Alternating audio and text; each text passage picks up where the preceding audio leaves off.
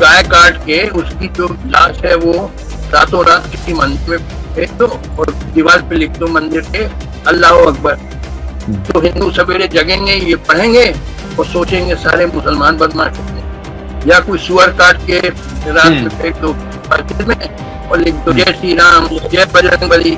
तो मुसलमान जगेंगे, सोचेंगे सारे हिंदू बदमाश। और पैसे देता था और कहता था कल से मुसलमानों के खिलाफ बोलना शुरू कर दो। और similarly he would in the night secretly the मौलाना साहब, और उसको पैसा देता था और कहता था कल से हिंदुओं के खिलाफ बोलना शुरू कर दो। मैंने बताया आपको, सारे इंस्टीट्यूशन इंडिया में कोलैप्स कर गए हैं। They will do nothing for the good of the people. Now we need a revolution. What would be the best policy to tackle a country like Pakistan, sir? I regard Pakistan as a fake artificial country. It is part of India and it is bound to be reunited with India. कौन सी भाषा आपको लगती है जो पूरे भारत को unite कर सकती है? I am a Kashmiri myself. Every Kashmiri speaks Kashmiri, but he also speaks Hindi. ये वेस्ट बंगाल में, I was many years in West Bengal. वहाँ जो बंगाली है बंगला बोलता है मगर टूटी फूटी हिंदी सब बोल लेते हैं। वो grammatically it may not be correct, may not be grammatically correct. वो कहेगा हम आता है तुम जाता है इंस्टेड ऑफ हम आते हैं जाते हो। नमस्कार दोस्तों, आज क्यों घंटी बजी के हमारे साथ जुड़ गए हैं ऑनरेबल जस्टिस मार्कंडे काटजू, जो न्यायाधीश थे भारत के सर्वोच्च न्यायालय में, सुप्रीम कोर्ट ऑफ इंडिया से सेवानिवृत्त है।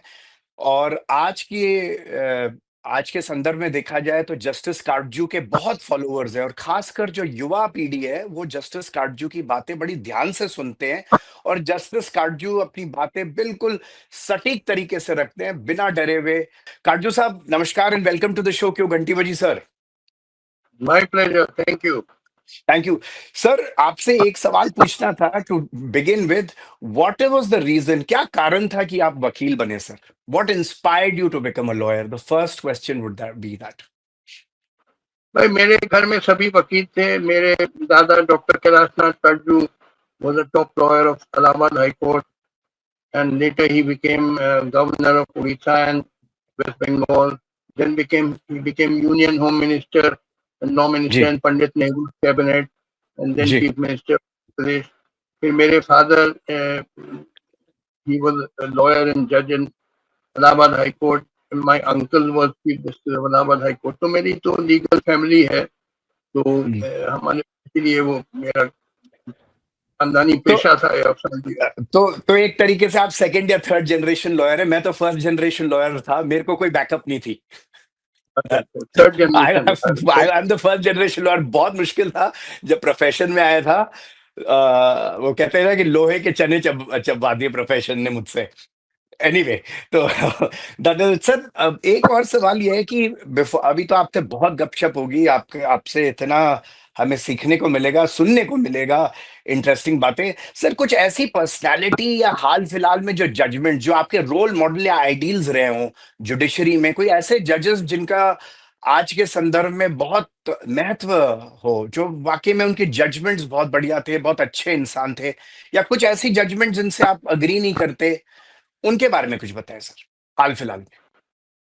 भाई देखिए, जजमेंट तो बहुत सारे हैं मगर जो फेमस जजेस जैसे जस्टिस एच.आर. खन्ना हुए जी, उन्होंने सुप्रीम कोर्ट के जज थे। वो जब इंदिरा गांधी ने इमरजेंसी लगाई और लाखों लोगों को गिरफ्तार करा दिया और क्या क्या जुल्म किया, उस टाइम ये केस हुआ और सुप्रीम कोर्ट तक गया कि अगर इमरजेंसी लग गई तो क्या सिटीजन को right to life and liberty होता है कि नहीं, कि किसी को भी पकड़ पुलिस गोली मार सकती बिना ट्रायल वगैरह। तो 5 जजेस की बेंच में 4 ने कह दिया कि हाँ कोई राइट नहीं होती है, राइट टू लाइफ और लिबर्टी इंडिविजुअल की जब इमरजेंसी लग जाए। सिर्फ एच.आर. खन्ना साहब ने डिसेंटिंग जजमेंट दिया, वो बोले even during emergency right to life and liberty होती है। तो उसके वजह से ही लॉस्ट चीफ जस्टिस। बल्कि वो जब फैसला देने जा रहे थे तो उन्होंने अपनी वाइफ से कहा कि मैं ऐसा फैसला देने जा रहा हूँ जिससे I will lose my chief justice, because he was in line of becoming the next chief justice of India by dint of seniority, and he Sir. knew he would lose his chief justiceship by giving such a dissenting judgment. Yet he thought it was his duty to give it, and he gave that dissenting judgment. He lost it, was superseded. तो बड़ी बहादुरी का काम किया उन्होंने। बहुत हिम्मत का काम था, और वो भी खासकर उस जमाने में काफी प्रेशर के अंडर। हाँ, तो इस तरीके के कई judgment, not only India even in foreign countries, बहुत कई ब्रेव जजेस थे जिन्होंने did not surrender before government pressure. जी जी सर, जी सर, आज कहते हैं कि तारीख पे तारीख मिलती रहती है लेकिन इंसाफ नहीं मिलता। जो जस्टिस का सिस्टम है वो इतना महंगा हो गया, जो आम आदमी है सर पहुंच नहीं पाता, और जो पहुंच गया है सर कम से कम 200 साल लग जाते हैं। ये जो धारणा है ये ठीक धारणा है, और इसका सोल्यूशन क्या है सर, रेमेडी क्या है सर? देखिए, एक तो ये जो हमारे, आपकी बात सही है कि बहुत डिले होता है जस्टिस में, और एक वजह ये है कि अब मैं इलाहाबाद हाईकोर्ट में जज था जी। तो इलाहाबाद हाईकोर्ट ने एक नॉर्म बनाया था कि एक सबऑर्डिनेट जुडिशरी के जज के पास एक टाइम पे मैक्सिमम 300 केसेस होने चाहिए। Subordinate judiciary mean judiciary below the high level, lower judiciary. Lower judiciary. तो एक सबऑर्डिनेट जुडिशरी के जज आए मेरे पास जब मैं इलाहाबाद हाईकोर्ट का जज था। मैंने पूछा सिर्फ तुम्हारे कोर्ट में कितने केस हैं? बोले 30,000, 30,000। जब मैक्सिमम 300 होने चाहिए, 100 टाइम हो। सीडीएम गाजियाबाद आए, मैंने पूछा तुम्हारे कोर्ट में कितने केसेस हैं? अकेले तुम्हारे, बोले 21,000। किसी सीडीएम बुलंदशहर से मैंने पूछा, उन्होंने कहा 25,000। अब देखिए, अगर आदमी 100 पाउंड वेट उठा सके और उसके ऊपर एक हाथी आप डाल दीजिए तो क्या होगा? कोलैप्स कर जाएगा। यही है पोजीशन। इतने ज्यादा केसेस हैं, इतने कहने 50 मिलियन केसेस कहते हैं इंडियन जुडिशरी में। उनको क्लियर करने, नया केस ना फाइल हो तो 360 साल लग जाएंगे। We have too much of a load, it is impossible. यानी एक केस डिसाइड करने में 1 सेकंड में तो होता नहीं है। तो पहले आपको पार्टी पढ़नी पड़ती हैं, फिर डॉक्यूमेंट्री एविडेंस आता है, फिर ओरल एविडेंस, क्रॉस एग्जामिनेशन, फिर लॉयर की बहस, फिर देन जज has to think, then a high quality judgment can come. It can't come in 1 second. कोई हम सुपरमैन तो होते नहीं है। इतना ज्यादा we are overloaded. This is the reason why there is so much pendency. अब क्या करे जज? तारीख पे तारीख देता जाएगा जहाँ इतने ज्यादा केसेस हैं। सर बेस क्यों नहीं बढ़ा देते जजेस, और क्यों नहीं अपॉइंट करते नीचे यूपीएससी के थ्रू? उस पर मैं बाद में आऊंगा कि जजेस क्यों नहीं बढ़ाते लोअर कोर्ट्स के।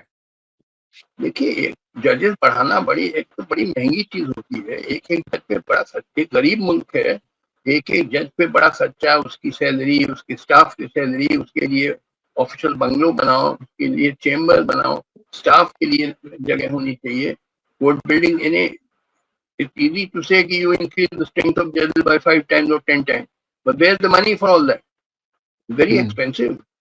एक जज पे बड़ा करना पड़ता है, उसके साथ स्टाफ होता है, सबकी सैलरी, उनके अकोमोडेशन, ये वो। easier said than done. Correct sir. आज के टाइम में सर जो जिस तरीके से माहौल है, कहते हैं कि क्या न्यायपालिका की स्वतंत्रता का अर्थ आज के संदर्भ में आप कैसे देखते हैं सर? देखिए, आजकल जो position is very sad. A large part, I am not saying all judges, but large part of the judiciary has succumbed to the executive. तो वो जुडिशियल इंडिपेंडेंस अब रहा नहीं जो एक जमाने में रहता था। एक तो पहले जो ट्रेडिशन था कि chief justice of high court और सुप्रीम कोर्ट जिसको रेकमेंड करता था वही जज अपॉइंट हो जाता था। अब क्या है, मोर कमिटेड जजेस favourable to particular political party. ये इंदिरा गांधी के टाइम से शुरू हुआ। इंदिरा गांधी जी, उनके खिलाफ जब फैसला हुआ इलाहाबाद हाईकोर्ट ने दिया कि उनका she committed election malpractice and her election was cancelled and she was debarred for 6 years from contesting election. उससे she lost her head and she decided that they should not be independent judges, they should be only committed judges. जबकि Jawaharlal Nehru respected institutions. But Indira Gandhi did not respect any institution. She was so power crazy. तो उन्होंने system शुरू किया committed जजेस जो उसके favourable हो, वही ट्रेडिशन अब भी चल रहा है, क्या करें। सर, हाल फिलहाल में एक न्यायाधीश के घर से दिल्ली में जो न्यूज में देखा गया, बहुत सारी कैश की रिकवरी हुई थी। अगर आज मेरे और आपके घर में इतनी कैश की रिकवरी होए तो हमारा क्या हल होगा, इसके बारे में हमारे दर्शकों को क्लियरली बताएं। और खासकर एक सवाल मेरे मन में ये उठता है कि इस केस का अंततः फैसला क्या होना है? What will be the end result of this case where money was found in a जजेस house? What will happen ultimately to this case? देखिए, about this case, the matter is still, I think in Parliament a bill for impeachment has been introduced. अब उसका क्या होगा, I don't know. But I'm not talking of this particular case, but the fact is a large section of Indian judiciary has become corrupt. और इसके बारे में मैं बताऊं कि 2009 में शायद Mr. Shanti Bhushan, who was former Union Law Minister and senior advocate of Supreme Court, he gave an affidavit in the Supreme Court that half of the previous 16 Chief Justices of India were definitely corrupt. About 2, he said, we cannot be sure, and 6 were honest. यानी 8 were definitely corrupt. उनके नाम दिए sealed envelope में उन्होंने। ये तो 2009 में हाल है, उससे और उसके बाद और सिचुएशन डिटेरियोरेट करती है। तो I'm not saying all judges are corrupt. They are very many honest judges, but a large part of Indian judiciary is corrupt. Sir, एक चीज बताएं, जैसे जुडिशरी में फैसले आते हैं, जजेस फैसला देता है, तो इनकी जजेस की जो क्वालिटी ऑफ जजमेंट्स पे कोई इंटरनल मैकेनिज्म है कि कोई ओम्बड्समैन टाइप कि कोई देखता हो कि ऐसी जजमेंट्स आ रही हैं और इसको कैसे जजेस की हम निरंतर ट्रेनिंग करते रहे, क्योंकि समय तो बहुत कम मिलता है जजेस को। मतलब they're all the time busy in the court and then reading. So how do you keep the judges actively trained and positively trained? देखिए, इसमें ट्रेनिंग विनिंग का सवाल नहीं है। सवाल है कि you must make correct appointments. जो अपॉइंटमेंट ऑफ जजेस होते हैं, you know, every institution is really the human personnel who are manning that institution. They should be first class. They should be first class people. So to appoint home judges, particularly higher judiciary between High Court and Supreme Court, बहुत ठोक बजा के, बहुत थोड़ा investigation करके, lawyers who are known to have a high reputation of integrity and knowledge of law and all that, उनको appoint होना चाहिए था। इधर unfortunately those standards have gone down. तो अब जैसे फॉर एग्जांपल रिसेंटली एक जज हुए, जस्टिस पंचोली, सुप्रीम कोर्ट में अपॉइंट हुए। बड़ी कंट्रोवर्सी उनके बारे में, उनका ट्रांसफर कर दिया गया था शायद गुजरात से Patna on various very serious charges. तो उनका जो कोलिजियम ने कंसिडर किया, Supreme Court collegium is the body which recommends appointment, उसमें chief justice of India and 4 senior most जजेस होते हैं। One of the members of Collegium, that lady Judge Justice Nagaratna, she registered a very strong protest. But despite of that, she said there are very serious charges against him. Without first investigating into that, we should not recommend him. But she was the only person. The other 4 said नहीं होना चाहिए, तो हो गया, appoint हो गया, he's taken oath. Sir, collegium system का नाम आया तो मैं कोलेजियम सिस्टम पे आ रहा था। Why a collegium system, sir? Why cannot like the UPSC be an Indian judicial service from the lower judiciary में तो होता है metropolitan magistrate, 7 साल की प्रैक्टिस के बाद सेशन जज अपॉइंट हो जाते हैं, तो why not an Indian judicial service or an Indian judiciary service conducted by the UPSC when such a rigorous exam for the IAS, IPS and the foreign service can be conducted pan India? Why can't the judiciary have service like that where I mean, do away with the collegium system, or is that a wrong thought process? What's your opinion about it? देखिए, ये India में all institutions have collapsed. तो आप समझ रहे हैं UP हमेशा सही सिलेक्शन करेगी? क्या यूपीएससी नहीं गलत सिलेक्शन कर सकती है? Where is the guarantee? कि यूपीएससी सेलेक्ट करेगी तो ईमानदार और जज of high knowledge of law select करेगी, दे में ऑल्सो डू रॉन्ग थिंग्स। तो ये कोई यूपीएससी को खुदा मत मान लीजिए कि UPSC is God, they will only select the correct person to be जजेस। Why do pray all institution in India collapse. UPSC भी अब कोई, I don't have faith in any of these institutions, whether Parliament, whether it is Election Commission, or whether it is UPSC. All institutions have collapsed in India. यहाँ तो सब खोखला हो गया. It's all become an empty shell. Sir आप तो खुद न्यायाधीश रहे, अगर आप ऐसे करेंगे तो आम आदमी सुनेगा तो बिल्कुल डर के ही बैठ जाएगा। और रिटन टेस्ट का कुछ तो संदर्भ होगा कि एक लॉयर हो जो रिटन टेस्ट दे, कुछ तो पास करे और फिर इंटरव्यू में आप उनको रिटन टेस्ट का एग्जामिनेशन कौन लेगा?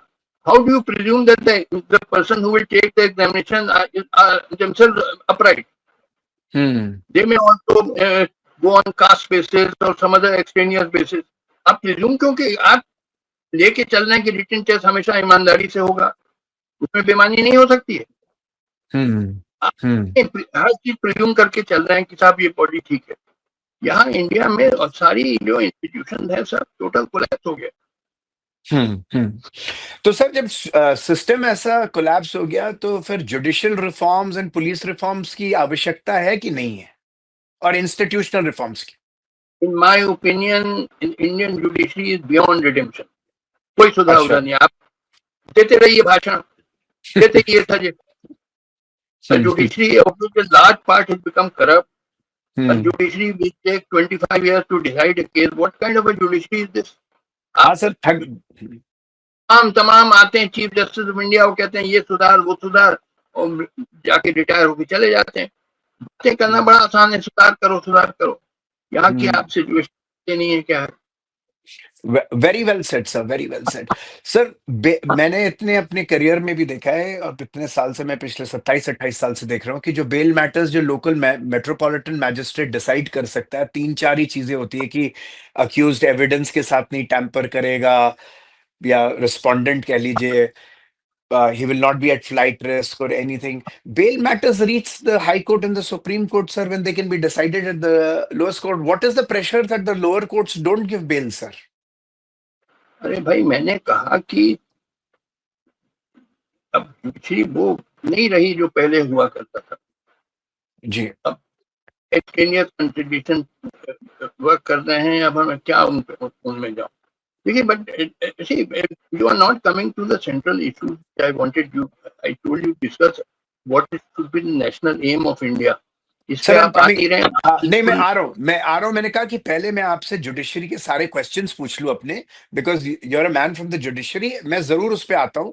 तो अब उसी पे आते हैं कि सर कि आपका, अगर आप उसी टॉपिक पे बात करना चाहते हैं तो लेट्स जंप टू इट। तो आपका आदर्श भारत का सपना क्या है sir? What should be the national aim be which you want to talk about? Let's get to that. Now you have come to the real issue. You were still now dealing with relatively insignificant trivial issues. सुनिए, देखिए, अब now you will give me a little time to explain, because it is not going to be very quick. Our national aim must be to abolish massive poverty, massive unemployment, massive level of child malnutrition. Every second child in India is malnourished. Almost total lack of proper health care or good education for the masses. These are the massive socio-economic evils which have to be abolished. This has to be our central national aim. पहले तो आप clear हो जाना चाहिए। इस पे ही अगर कोई डिसएग्री करे तो आई am not a democratic person, I don't permit discussions. आप कहें कि नहीं साहब गरीबी होनी चाहिए, लोगों को भूखा रहना चाहिए, तो भाई I will say you are a madcap, I don't want to talk to you. I mean, you have to agree with me. It's my way or the highway. If you don't agree with me, आप जाइए अपने रास्ते. I have no time for fools. This has to be our national aim. Secondly, the question is, how do you achieve it? In my opinion, the only way to achieve it is by the transformation of India from a backward country into a modern industrial giant like USA or China, for which we have all the potential. Without this historical transformation, we will never be able to abolish the massive poverty and unemployment and hunger and so on. Okay. This is the second point. Third point, how do you achieve this historical transformation? Ji. In my opinion, this cannot be done within the present constitutional framework. क्योंकि हमारा constitution चलता है democracy पे, parliamentary democracy laid down in our constitution. And democracy as it runs in India, it looks very nice, but what is the reality? It largely runs on the basis of caste and religion. जो vote देने जाते हैं लोग हिंदुस्तान में, जी 90%, आई am not saying 100%, 90% voter ये नहीं देखता है कि जो उम्मीदवार है, कैंडिडेट अच्छा आदमी है, बुरा है, पढ़ा लिखा, अनपढ़, क्रिमिनल, नॉन क्रिमिनल, सीधे सीधे भेड़ बकरी जैसे जात बरादरी पे वोट डालता है. If you have any knowledge about the realities in India, he does not see whether the price rise, whether the unemployment, कुछ नहीं, सीधे सीधे caste or religion of the candidate or of the party which that candidate belongs. So, casteism and communalism are feudal forces which have to be destroyed if India has to progress. Parliamentary democracy further entrenches them because it runs on that basis. हमारे सारे जब election आते हैं, leader जो हैं, they polarize society, hatred of caste and religion, hatred to get votes. तो लिहाजा कैसे प्रोग्रेस होगा भाई? जैसे चाइना में ये इलेक्शन नहीं होता है. Total focus of the leaders is economic development. Because of that, China has become, what I believe, $30 trillion GDP. America की तो $41 trillion, but China is fast catching up. India has just got $3.8 trillion. We are 8 times behind China. क्योंकि हमारे यहाँ जो focus है is not of economic development, but कि अयोध्या में राम मंदिर बनना है क्योंकि इससे वोट मिलता है. ये है प्राइमरी फोकस. आप समझे ना? लिहाजा यानी इंडिया में एक चीज समझिए इंडिया के बारे में. There are 28 states and 8 union territories, and some election or the other is going on, or preparations are going on all the time. अब जैसे फॉर एग्जांपल अब नवंबर में इलेक्शन होने जा रहा है बिहार का, which is a big state. फिर next in April होगा election Tamil Nadu and many states. So India is permanently in an election mode. यानी either elections are going on somewhere or preparations are going on somewhere. With the result, now our political leaders are, their whole aim is to win elections. They are not bothered about the economic development of country and all. They may talk about it, but the real aim is to win elections. For election जीतने के लिए they have to polarize society, they have to spread caste and religious hatred. तो लिहाजा कैसे country progress करेगा within the constitutional framework? So therefore, to achieve the great historical transformation of India from a backward to a modern industrial giant like China, we have to go outside the constitutional framework, which means it requires a mighty people struggle rising above caste and religion, which will be very long drawn. It may take 10, 15 years or more, and in which great sacrifices have to be made, and it must be led by modern-minded leaders who are patriotic and whose aim is to set up a political and social order under which the country rapidly industrializes and people get a high standard of living. In other words, we require a revolution. This cannot be achieved without a revolution. So, this is the way, in my opinion, which is the way out for the country, for abolition of poverty and unemployment and so on. There is no other way. And this is a revolution is not a joke. It is a terrible thing. But if you don't want it, then carry on. Remain poor, remain backward. There are only these two alternatives. Excellent, sir. Beautifully well said, sir. I agree. So are you trying to imply that, not imply. So, do you think that there has been some talk of the Gen Z revolution that has happened in Nepal? Do you think a Gen Z type of revolution will take place in India? Are you trying to say that? No, Okay. This generally देखिए, पहले आप ये नेपाल में क्या हुआ और बांग्लादेश में क्या हुआ, आप सब दोनों में कहते हैं स्टूडेंट एजुटेशन और student revolution, it is all nonsense. Nepal में हुआ क्या, Sir. देखिए, you must understand something deeper, then I'll come to Nepal. At present in the world, there are two very powerful alliances which are hostile to each other. On the one hand, there is USA and Europe. On the other hand, there is China and Russia. ये very powerful alliances हैं which are hostile, but they are not directly fighting each other because both have nuclear weapons and they will both get destroyed. So they fight through their proxies. Nepal में, for example, south east Asia में यही हो रहा है कि नेपाल में जो former prime minister ओली थे वो कम्युनिस्ट थे और वो he was taking Nepal towards China, वो बेल्ट एंड रोड इनिशिएटिव को सपोर्ट करने लगे ये वो, तो इससे American got very worried, they were behind this Gen Z agitation, जो बड़ा मैसिव एजिटेशन स्टूडेंट्स का हुआ। Of course students had some genuine grievances कि उनका करप्शन बहुत हो गया है और वो सोशल मीडिया बैन ये वो, but such a massive agitation requires finances. Somebody was financing them. Now I don't have direct proof, but my hunch is it was Americans who, because they wanted China not to go, they wanted Nepal not to go completely into the Chinese camp, because in Nepal, a small country of 3 crore people, but it is very strategically situated between two big neighbors, China to the north and India to the south. So Americans got very worried कि ये तो सब बिल्कुल नेपाल को Chinese camp में ले जा रहा है. And as I said, कि बड़ी hostility between these two armed camps, USA and Europe on the one hand, China and Russia on the other hand. So behind this Gen Z movement, so-called revolution, it was the hand of America. कोई revolution, देखिए, revolution means raising the standard of living of the people.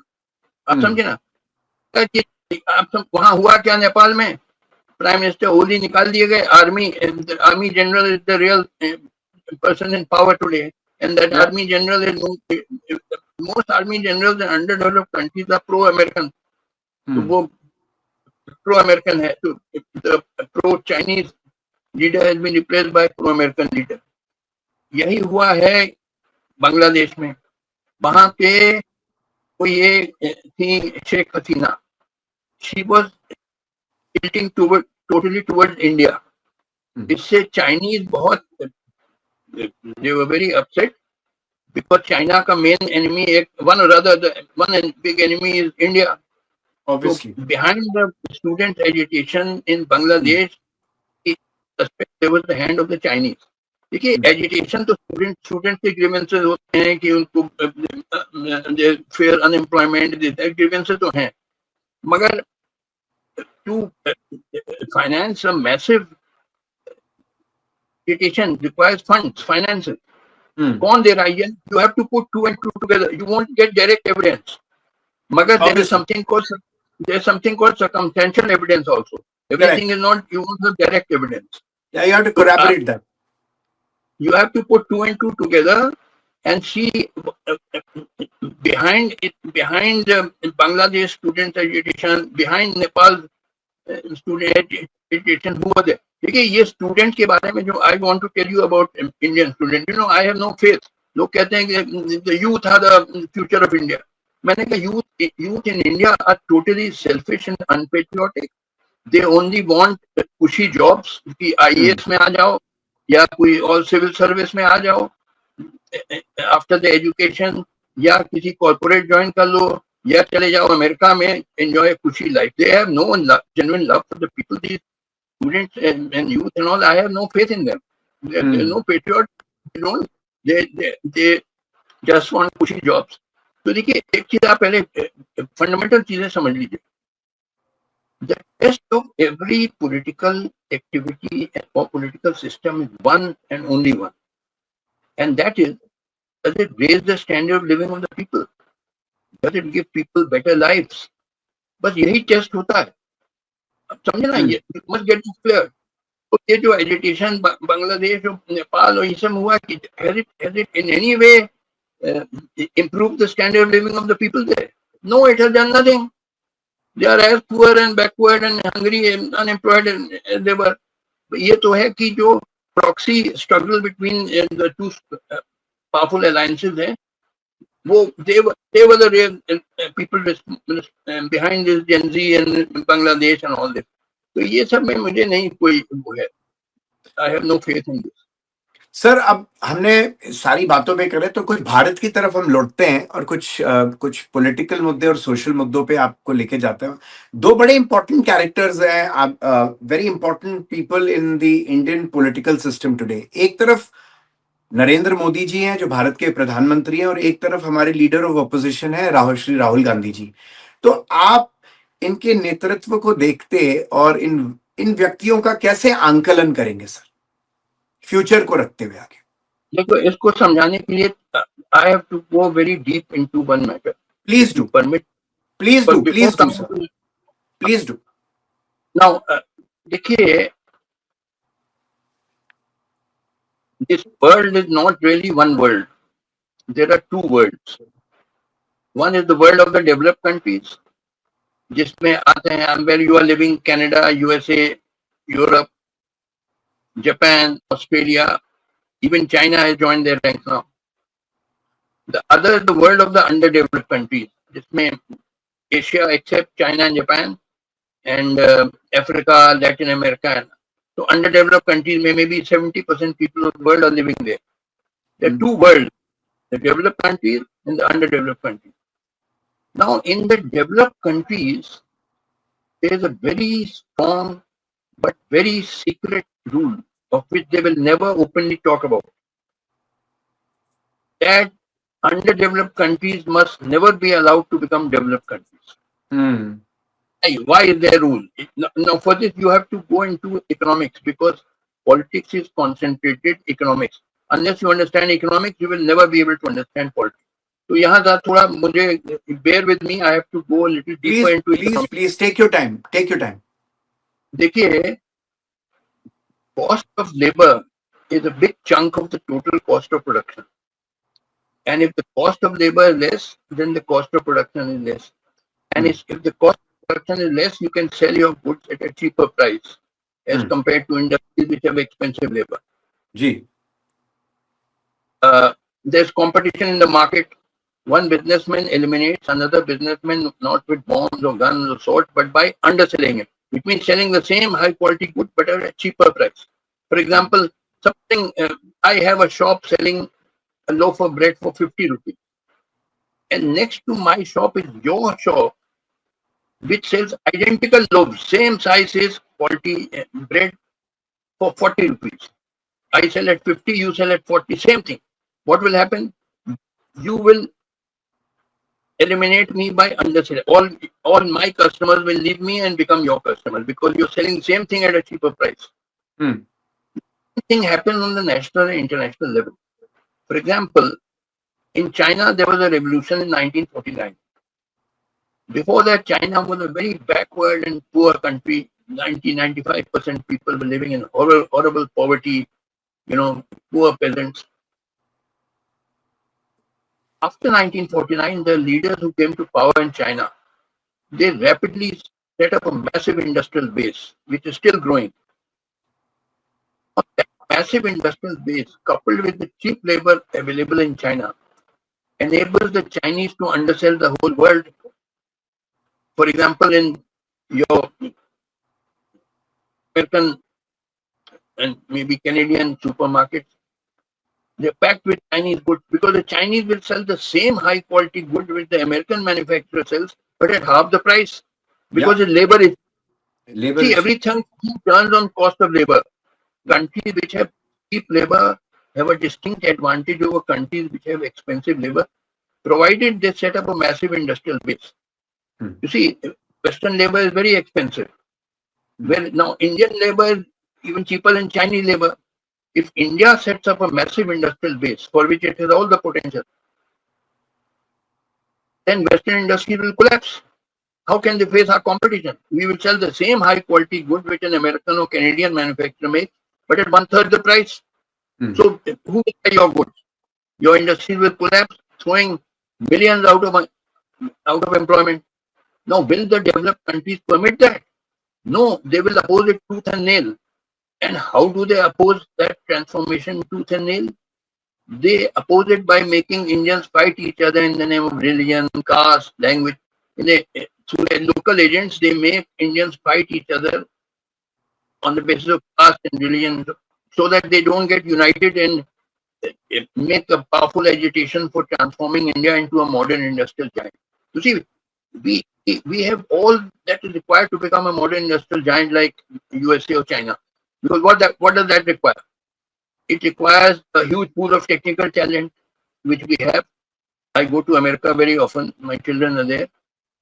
And I'm often invited to American universities. And I find there are lots of Indian and Pakistani professors of mathematics and science and engineering all in American universities, maybe also in Canadian universities. And so we have a huge pool of technical talent, bright engineers, technicians, and so on, thousands of them. And we have huge natural resources. So within 15 years, we can be transformed into China or USA. For example, Japan, if you know your history, it was a very poor and backward country under the shoguns, who were the rulers before the major restoration of 1868.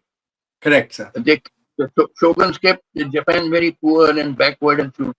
But when the major restoration took place in 1868, the advisors to the emperor, medieval modern-minded people, and they sent delegations to America and Europe and all, and got engineers and technicians from there, set up industries, set up engineering colleges and so on. Within 10-15 years, Japan was transformed from a backward feudal country to a modern industrial country. It takes just 15 years, and the proof is of Japan. We can also do the same. But if we do that, then will Western industries survive? Because they have very expensive labor. See, everything depends on the cost of labor. Indian labor is very cheap, and if we set up a modern industrial base, then the Western countries will collapse because they can't face the competition. Their labor is very expensive, so who will buy the expensive goods? So now, coming back to Indian politicians now, the ones who have understood this, all these leaders, for example, Mr. Modi, his whole politics is making Hindus and Muslims fight each other. He incites hatred of Muslims. Whose purpose is he serving? Is he not serving the purpose of the developed countries, which want Indians to fight each other, Hindus and Muslims fight each other? Is he not an agent of the developed countries? Similarly, other parties, Rahul Gandhi also, all Indian political leaders, if they don't operate on religious basis, they operate on caste basis. So all our political leaders, if you go deeper into it, you will find they are doing the work of the developed countries, which means to polarize society on the basis of religion and caste and so on in order to get votes. But thereby they don't permit a united full struggle to arise, which will culminate in a people's revolution, which alone can solve the basic problem of India, which is the problem of poverty and unemployment, hunger, lack of proper health care and proper good education and so on. So this is the situation in India. Yeah. So what are your views जो आजकल ये चल रहा है कि एक भारत एक चुनाव, वन नेशन वन इलेक्शन, और इसके साथ एक पॉइंट बी जोड़ के मैं आपसे पूछता हूं कि जो एक वोट चोरी का इशू चल पड़ा है, तो इन दोनों को आप किस संदर्भ में देखते हैं और आपका क्या राय है? देखिए, अब now bear with me for a little while. Take your time. आजकल हमारे इंडियन टीवी चैनल में, यूट्यूब चैनल बड़ा शोर मच रहा है, वोट चोरी, वोट बिहार में election commission has colluded with BJP and they have cancelled the votes of 860, कुछ कहता है 60 लाख वोट की चोरी हो गई, कुछ कहता है 80 लाख वोट की चोरी. मुझे इंटरव्यू किया था एक जर्नलिस्ट है नीलू व्यास की. She asked me what is your opinion of vote चोरी. मैंने कहा कि वोट चोरी तो और होनी चाहिए, सब वोट चोरी हो जाना चाहिए।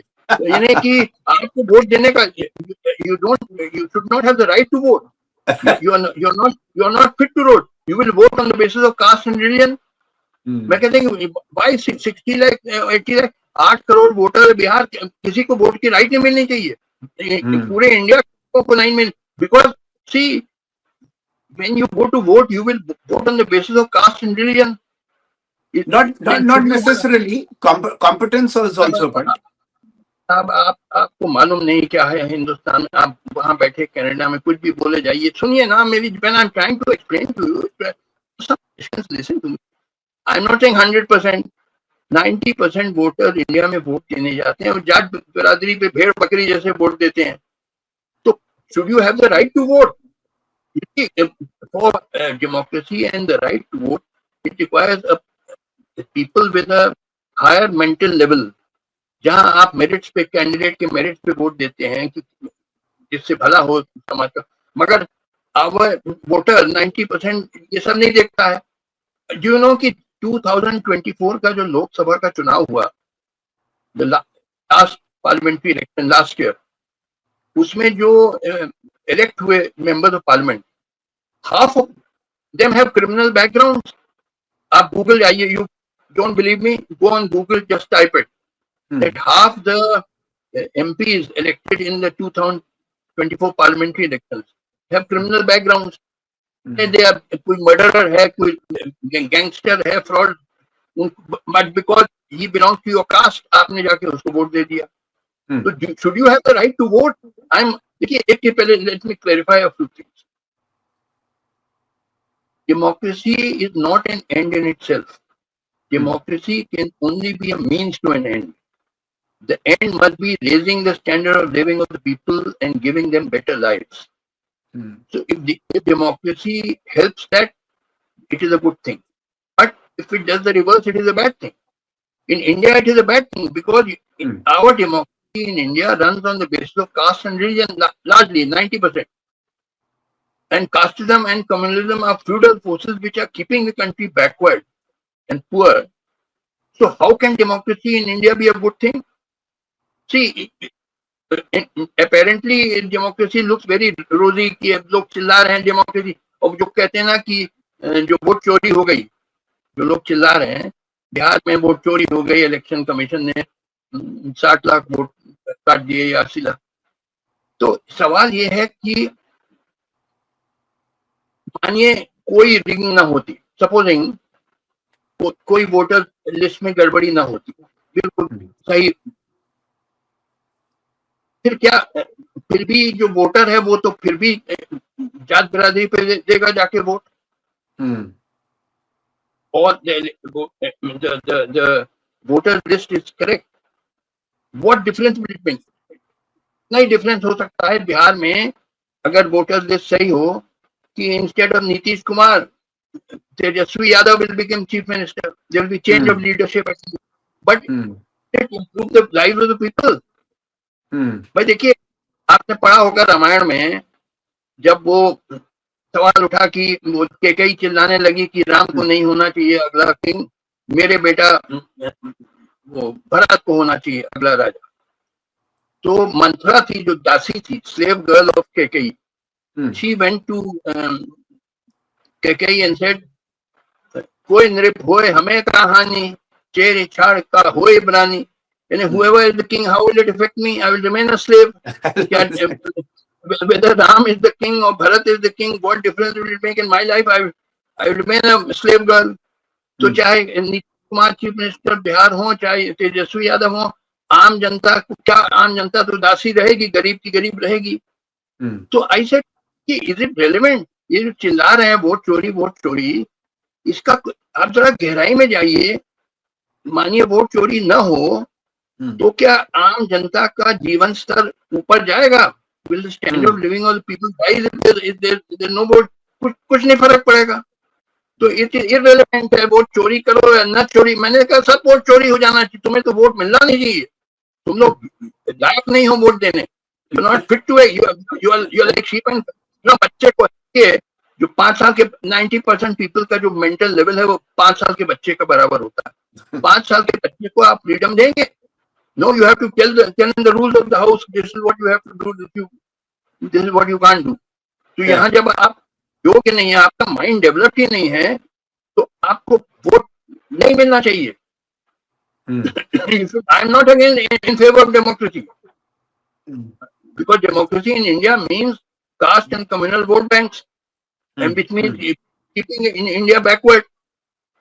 So इसको थोड़ी गहराई में जाइए ना। आप लोग सुपरफिशियल एनालिसिस करते हैं, चिल्ला रहे हैं। यहाँ इंडिया में सारे टीवी चैनल आप देखिए और यूट्यूब चैनल चीख रहे हैं, चिल्ला रहे हैं, वोट चोरी। अरे मैंने कहा वोट चोरी हो ना हो, क्या फर्क पड़ता है? क्या फर्क? अगर नहीं हुई वोट चोरी तो क्या लोगों को बेहतर जिंदगी मिलेगी? ये कभी सवाल नहीं पूछेगा कोई। बहुत चोरी। आपने रामायण पे बात करी, आपने रामायण पे और कैकेयी की बात करी, तो उसी से मेरे को एक सवाल याद आ गया एकदम इमीडिएटली कि आज के युग में धर्म की रक्षा कौन करेगा? क्या न्यायपालिका करेगी या एग्जीक्यूटिव करेगा? दोनों नहीं करेंगे। मैंने बताया आपको, सारे इंस्टीट्यूशन इंडिया में कोलैप्स कर गए हैं। They will do nothing for the good of the people. Now we need a revolution. बगैर revolution के कुछ लोगों के, देखिए, as I said, the test of every activity is one and only one, and that is, does it raise the standard of living of the people? An elevation of poverty. Elevation of poverty, elevation of elimination of unemployment, hunger, and so on. ये within this system नहीं possible है, क्योंकि system works on parliamentary democracy which runs on the basis of caste and religion. पूरा हमारे जो political leaders हैं India के आज, सब पार्टी के, I am not blaming BJP alone, सब पार्टी के लीडर्स हैं, उनका एक ही ऑब्जेक्टिव है, how to win the elections. They are not bothered about people की वेलफेयर, कहते हो, मगर really they only intend to win the elections. तो इलेक्शन जीतने का तरीका है अपना कास्ट और कम्युनल वोट बैंक को सिक्योर करो, which means polarise society, spread hatred of caste and religion basis. तो लिहाजा विद इन द सिस्टम कोई निजात नहीं है। There is no solution to the people's problem within the present constitution.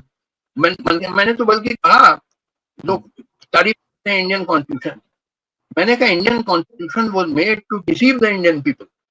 इसका purpose ये है कि ये इंप्रेशन देना कि तुम जनता जो है तुम राजा हो गए, डेमोक्रेसी आ गई है, तो you are the rulers of the country. तो सर एक चीज मेरे को बताया आपने, कॉन्स्टिट्यूशन के बारे में बताया, जो हालात हैं पॉलिटिकल पार्टीज के बारे में बताया, जो हम अपने सब कॉन्टिनेंट में आते हैं और ये देखते हैं, what would be the best policy to tackle country like Pakistan, sir, in your opinion? And how is the Kashmir problem be ever solved? Because Pakistan, the state as itself, as you see, causes a lot of trouble to India, and it's been doing it for years. So what is your take on it? I regard Pakistan as a fake artificial country.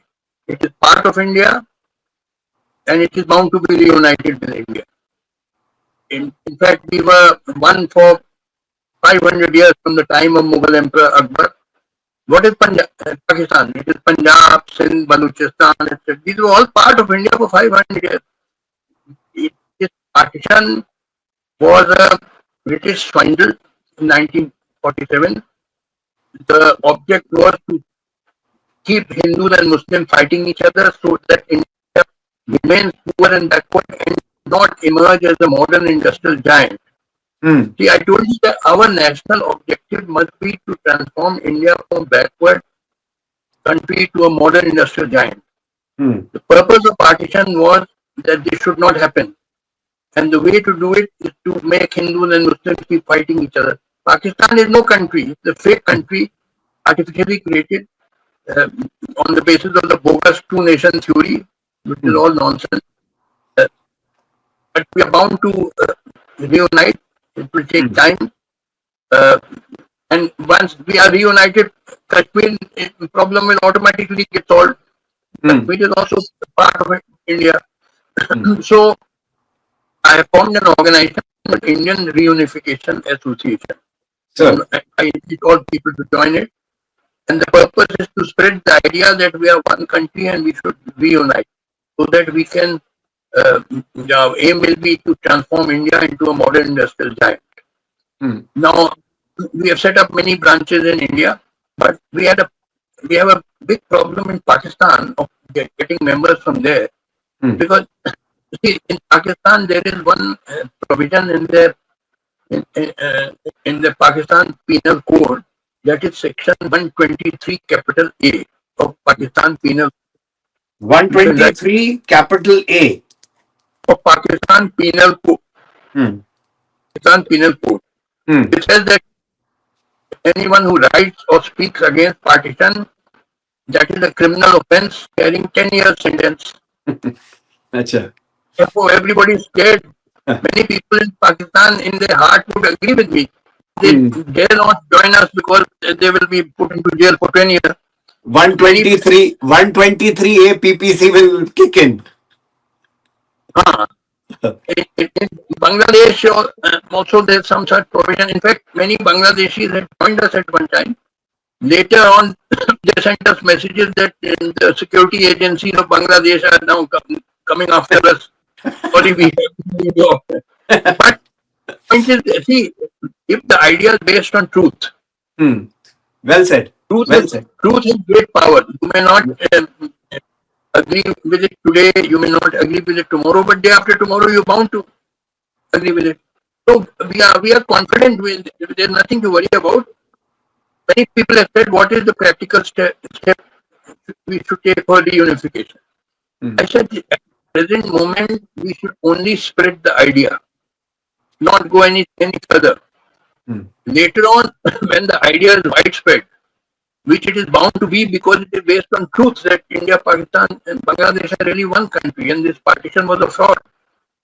Then thereafter, when the idea is widespread, people will find out ways and means of peacefully and voluntarily reuniting. So we need not worry about that state. Just now we have just to spread the idea that we are really one country. So people who speak against Pakistan, I tell them, see, you are speaking against your own country. We are one country. Pakistan is the enemy. How are the enemies? Our common enemy is hunger, unemployment, poverty, lack of healthcare. This is our enemy. India's enemy is not Pakistan. Pakistan's enemy is not India. Our common enemy is poverty, unemployment, hunger, etc. So there's nothing to worry about. It will take 10, 15, 20 years because those who have divided us will not let us easily reunite. Because the whole game is, the whole aim of the developed countries is that India must not be allowed to become a modern industrial giant. The developed countries will not easily allow us to reunite because the whole game will be spoiled. See, everything you must understand economics if you want to understand politics. The whole game of the developed countries is that India is the most developed of the underdeveloped countries in the world. All the underdeveloped countries in the world, India is the most developed, and therefore it is on the verge of smashing into the ranks of the developed countries. But if it does, then with its cheap labor, it will destroy the industries of the West. Who will buy the expensive goods then? As it is, one China has become a headache for the West. Now, if another China comes into existence, whatever little is left of Western industries will collapse because they're too expensive. Western labor is very expensive, you must understand. Because our labor is very cheap. So we have this distinct advantage once we set up a massive industrial base. So the aim of the developed countries is just contrary to the aim of India and the other underdeveloped countries. Aim of the developed countries is that underdeveloped countries must not be allowed to become developed countries. Our aim, on the other hand, is that we must become developed country, otherwise we will never be able to abolish poverty and unemployment and hunger and so on. So our aims are directly contradictory to each other. Now, how do you resolve this contradiction? This is a massive, at present I can tell you there are two great struggles going on in the world. One, of course, as I told you, is the struggle between the two powerful alliances, which is USA and Europe on one hand, and China and Russia on the other hand. That is one struggle. The other struggle which is going on is the struggle between the developed and the underdeveloped countries. The developed countries have a secret rule. they would never openly talk about it. The rule is that underdeveloped countries must not be allowed to become developed countries. Otherwise, with their cheap labor, they will destroy our industries. Who will buy the expensive goods when we become developed? So, this is what is going on in the world today. These two big struggles going on. So sir, इसके साथ जुड़ा हुआ एक सवाल है, आप इसको कैसे देखते हैं कि आप, ये तो आपका आइडिया बहुत नोबल है कि may be one day all the three countries में और मे नॉट रीयूनाइट, वो वक्त ही बताएगा कि ये क्या होगा. I don't know whether we guys will be hanging. We are one country. We are bound to it, just like East Germany and West Germany. They were partitioned for 45 years, but it is not reunite. They were one country. They were bound to reunite. Or say North Vietnam and South Vietnam. They divided for 30 years, from 1945 to 1975. But it did not reunite because they are one country. One country. We are bound to reunite. Agreed. Let us, for the sake of believing, say your theory is correct. I'm not going to argue with you on that. My only question is that right now we are not united. So, or in your theory, we were never disunited. Whatever the theory be, right? No, we have been disunited. No, we have been disunited, but we must reunite. Done. Let's. I hear what you say, and let us go on with the conversation. That while we are still disunited and we were partitioned, so how many more times can an operation like Operation Sindoor take place? How did this entire thing happen? And what do you think after Operation Sindoor? Are there chances of reuniting with those? I mean, with so many problems there, and then the second fiasco that comes up after Operation Sindoor is that, do we play cricket with an enemy nation? As you know, there was an attack in Pahalgam in which 26 Hindu tourists were killed. Within a short while of that incident, all our Indian TV channels started shouting and screaming that it is Pakistan who was responsible. And retired army generals were brought and they said we should invade Pakistan. This that. I was interviewed by a journalist called Neelu Vyas. I said, see, I agree that what was done in Pahalgam was very heinous crime was committed, killing 26 Hindu tourists. But the point is, who committed it? I mean, those who killed those 26 Hindu tourists, they disappeared into the jungles. Now we don't know who they were, whether they were Indians, whether they were Pakistanis, who supplied them with weapons. Was there a mastermind behind that? Nothing is known. We will never know it. And without any investigation, people started shouting. All the media channels started shouting and screaming, obviously at the instance of the government, that Pakistan is dead and we should attack Pakistan. अरे कोई ये तो हुआ जैसे Alice in Wonderland आपने पढ़ी होगी बचपन में की, उसमें क्वीन ऑफ हार्ट्स है, तो उसके सामने जो आदमी लाया जाता है, she says off with his head, cut off his head. तो what about first giving him a hearing, holding a trial? She says नहीं, वो सब बाद में होगा, पहले सर काटो. तो ऐसे ही हुआ, यानी कोई इन्वेस्टिगेशन नहीं हुआ है कि who was behind that Pahalgam attack. आपने चिल्लाना शुरू किया पाकिस्तान ने और फिर हमला कर दिया, ऑपरेशन सिंदूर लॉन्च कर दिया ऑन द प्रिजम्पशन कि पाकिस्तान ने डन इट, क्योंकि कोई एविडेंस ही नहीं है. आप भाई आप चिल्ला रहे हैं कि पाकिस्तान ने किया, क्या एविडेंस है भाई? मैंने कहा, कहने का मतलब है कि यहाँ लोग इमोशनल होते हैं, they are not rational. You need a whipping boy. किसी को तो ब्लेम करना है, तो Pakistan is the favourite whipping boy, उसी को मारो पीटो. और ये जो ऑपरेशन सिंदूर हुआ, तमाम जो टीवी चैनल पे रिटायर्ड लेफ्टिनेंट जनरल आए, बोले अटैक. मैंने कहा देखो, the three things you must understand about war. First is, war is a very expensive business. Even every single missile cost maybe 20 lakh, 50 lakh, God knows how much. And we are both poor countries, both India and Pakistan.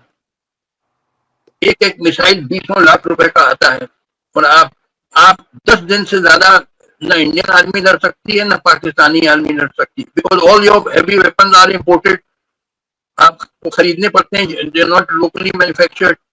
तो आप इनके बाद आज सब खत्म हो जाएंगे missile, फिर आपको you have to go with the beggar's bowl to foreign countries asking for more arm and then where is your money to pay for him.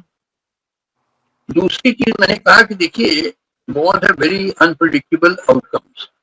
लड़ाई शुरू कर देना आसान है, कहाँ खत्म होगी कैसे खत्म होगी no one can predict. Napoleon और हिटलर ने रशिया को इन्वेट किया thinking that they will get quick victories.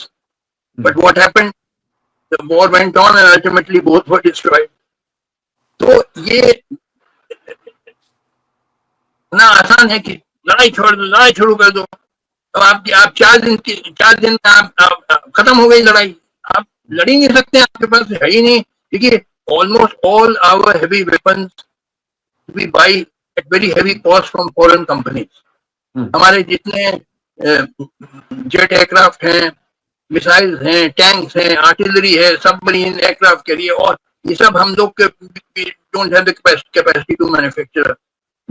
We have to buy them at very heavy cost. Even I saw many automatic rifles we have bought from that SIG or company or something from America. That heavy, very heavy. Just automatic rifles वो भी खरीदने पड़ते हैं from foreign country. आप गरीब मुल्क हैं, आपके पास हैसियत है लड़ने की, ना इंडिया के पास हैसियत है ना पाकिस्तान के. अगर वो लड़वाना है ताकि फॉरेन आर्म्स सेल्स हैं पूरा.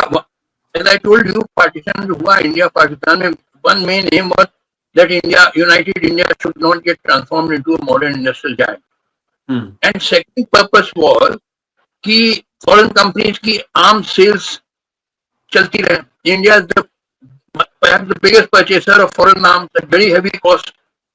तो लिहाजा ये तो plight है हमारी. We can't even make our heavy weapons, unlike China which make their own weapons. तो आप कैसे लड़ेंगे?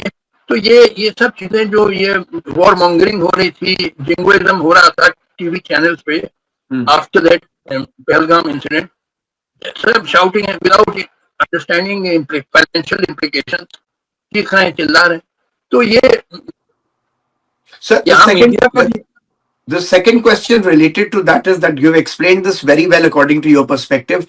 How does cricket fit into this entire scenario? देखिए जहाँ तक क्रिकेट का सवाल है, जस्ट गेम. अब उसमें इतना कहना कि शेक हैंड हम नहीं करेंगे विद पाकिस्तानी प्लेयर्स और उनके पाकिस्तानी से हम कप नहीं लेंगे, नहीं. Just obviously they must have got instructions from somebody in India on a high place कि Operation Sindoor must be continued. So it must be continued even in cricket. लड़ाई अभी भी चल रही है और पाकिस्तान के प्लेयर्स के साथ हाथ ना मिला हुआ. And this maybe the idea in the mind of those who gave the instructions to our players and manager was कि इससे वोट मिलेगा. बिहार का चुनाव आ रहा है.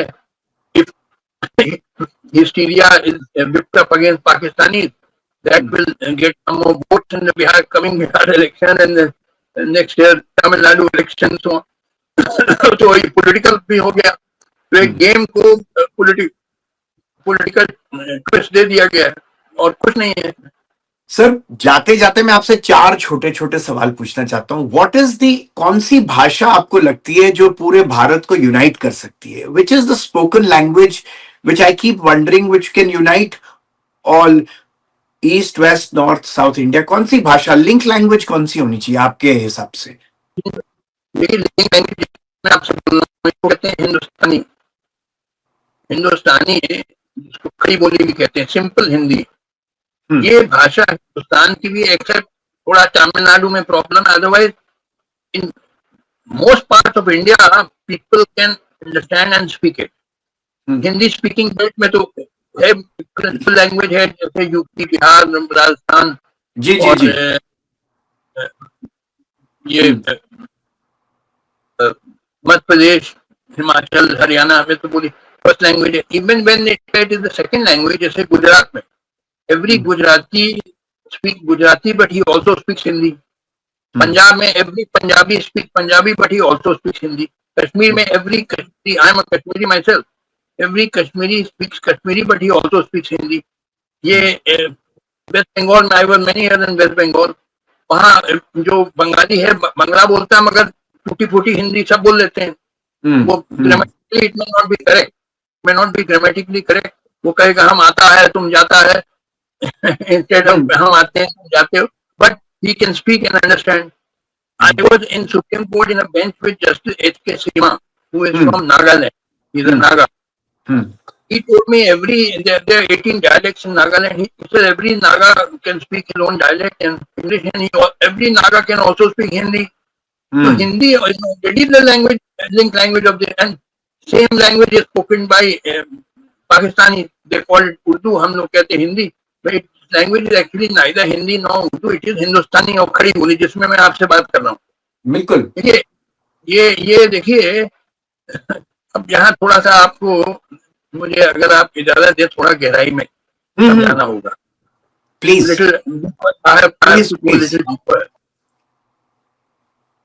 देखिए 1857 में जो म्यूटिनी हुई, that is a very important event, because before 1857 there was no communal problem in India. Before 1857 you will not hear of any communal riots. Hindus and Muslims used to live like brothers and sisters and help each other, celebrate each other's festivals and so on. Hindus would participate in Eid and Muharram. Muslims would participate in Holi and Diwali. कोई problem नहीं था. 1857 जो mutiny में Hindus and Muslims jointly fought against the British. And after pressing the mutiny, the British in London decided that the only way to control India is divide and rule. और इसका सबूत अगर आप जानना चाहें, आप नोट कर लीजिए जी, और गूगल कीजिए history in the service of imperialism. You please write it down. History in the service of imperialism by B.N. Pande. By B.N. Pandey. G for Bombay, for Nashik. Yeah, got it. B.N. Pandey was a professor of history in Allahabad University. Then he became governor of Odisha, and he gave this speech in 1977 or 1978. आप Google में देख लीजिएगा. जी. He gave it in the Raj Sabha. उसमें उसने details दिए हैं of letters coming from London from the Secretary of State for India to the British Viceroy in India. कि लड़वाओ, हिंदू मुस्लिम को लड़वाओ. He has given the name of the writer who wrote the letter. He gave the name of the viceroy who received it. He gave the contents. और सारी detail दी. और सब में कई letters आए from London to the viceroy कि लड़वाओ हिंदू मुस्लिम. तो होता क्या था ना कि आफ्टर 1857 अंग्रेज कलेक्टर रात सीक्रेटली पंडित जी को बुलाता था और पैसे देता था और कहता था कल से मुसलमानों के खिलाफ बोलना शुरू करो. और similarly he would in the night secretly the मौलाना साहब, और उसको पैसा देता था और कहता था कल से हिंदुओं के खिलाफ बोलना शुरू करो. अच्छा, देन एजेंट प्रोवोकेटियर्स वर हायर्ड. एजेंट प्रोवोकेटियर मीन किराए के टट्टू. कि कोई गाय काट के उसकी जो लाश है वो रातों रात किसी मंदिर में फेंक दो और दीवार पे लिख दो मंदिर के अल्लाह अकबर.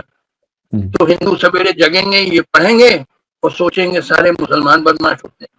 या कोई सुअर काट के रात में फेंक दो मस्जिद में और लिख दो जय श्री राम, जय बजरंगबली. तो मुसलमान जगेंगे और सोचेंगे सारे हिंदू बदमाश होते हैं. This policy year after year, decade after decade, systematically it was pursued by the British of making Hindus and Muslims fight each other. This poison was injected into our social system. 1909 में Minto मॉले reform आए कि separate elected, Hindu can only vote for Hindu candidate, Muslim can vote for Muslim candidate. फिर बनी अलीगढ़ मुस्लिम university Banaras Hindu university, अरे how can university भी हिंदू और मुस्लिम? University mean universal के लिए, मगर लड़वाना है तो एक separate university for Muslim, separate university for Hindu.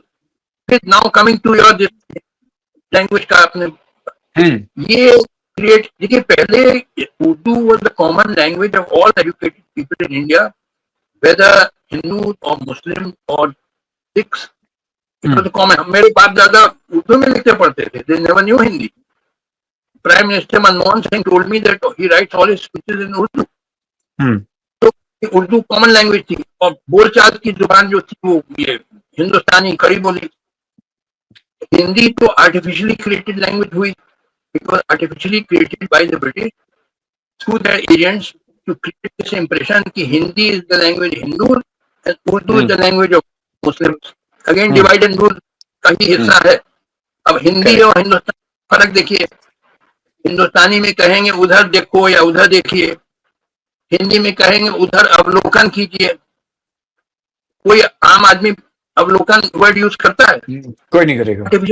जैसे हजारों वर्ड तो बोलचाल की, देखिए बोलचाल की भाषा में हिंदुस्तानी में बहुत फारसी और अरबी लफ्ज आ गए थे। जैसे जिला, जिला word is Farsi word, it mean district, मगर क्योंकि फारसी से नफरत है तो उसको हटा के जनपद वर्ड क्रिएट किया गया, जनपद। एक बार I tell you amusing incident, I was sitting as a जज of the Allahabad high court. एक लॉयर हैं, वो हिंदी में बहस करते हैं, तो एक पिटीशन फाइल करी उन्होंने मेरे सामने, जिसमें लिखा था प्रतिभू आवेदन पत्र। मैंने कहा व्हाट इज दिस? बोला इट मींस बेल एप्लीकेशन।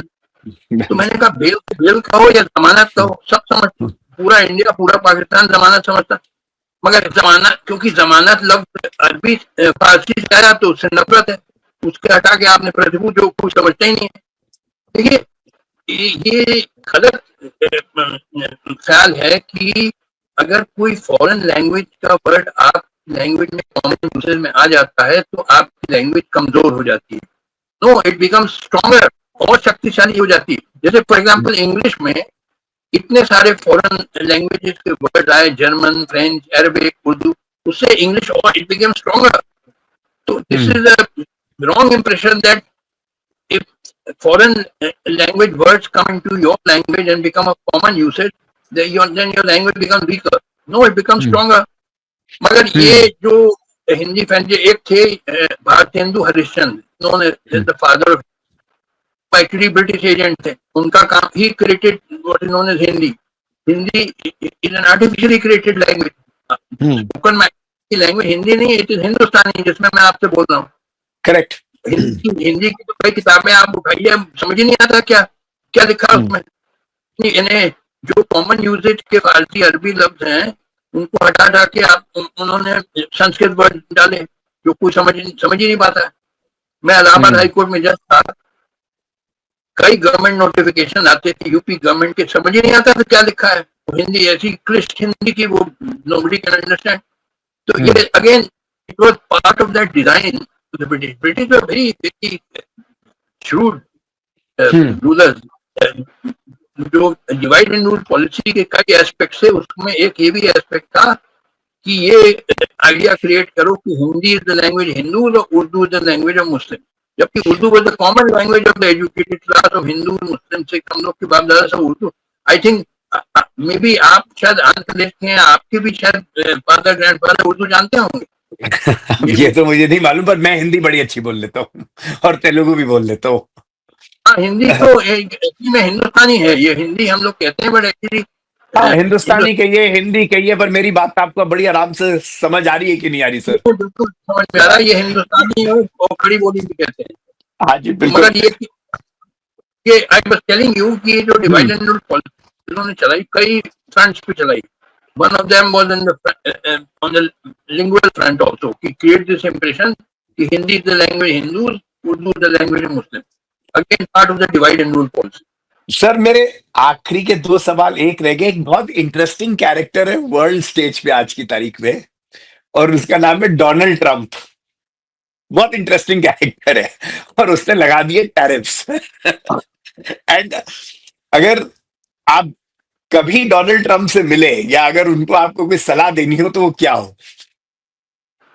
देखिए, अब now bear with me, I want to sure reply. Sure, yeah, yes yes, Forget about what advice I will give to Donald Trump, but let me tell you about the tariff. This is a very good thing which has happened for India, and I want to tell you why. Okay, देखिए क्या हो रहा था कि जो Indian लड़का था, उसकी education from primary school right up to engineering college, उसके सारा expenditure was paid for by the Indian taxpayer. मगर जब when the time came when he could give something in return, he was taken away by Americans. सब American H-1B visa देके उसको American ले जाते थे और he would serve American industry. So Americans were saved of all the expenditure for educating that young man because that expenditure was borne by Indian taxpayers. they got a ready-made product. हाँ, ये सारा खर्चा हम लोगों ने किया और वो जब जब समय आया कि हमको रिटर्न मिलना चाहिए, वो देगा American. They are serving and Americans are very happy because without spending any money they are getting a ready product. तो यानी ब्रेन को कहते हैं चला जा रहा था. हम इन्हें समझ लीजिए कि जो ब्राइटेस्ट ब्रेन हमारे सब चले जा रहे थे अमेरिका और यूरोप वगैरह, क्योंकि लोग जब तैयार हो जाता था, जैसे आईआईटी के लड़के बहुत अमेरिका जाते हैं और doing MTech and then they settle down there and they serve American, Canadian or European industries. तो सारा हम बेर करें. जब फल तैयार हो जाए तो खाएंगे American and Europeans.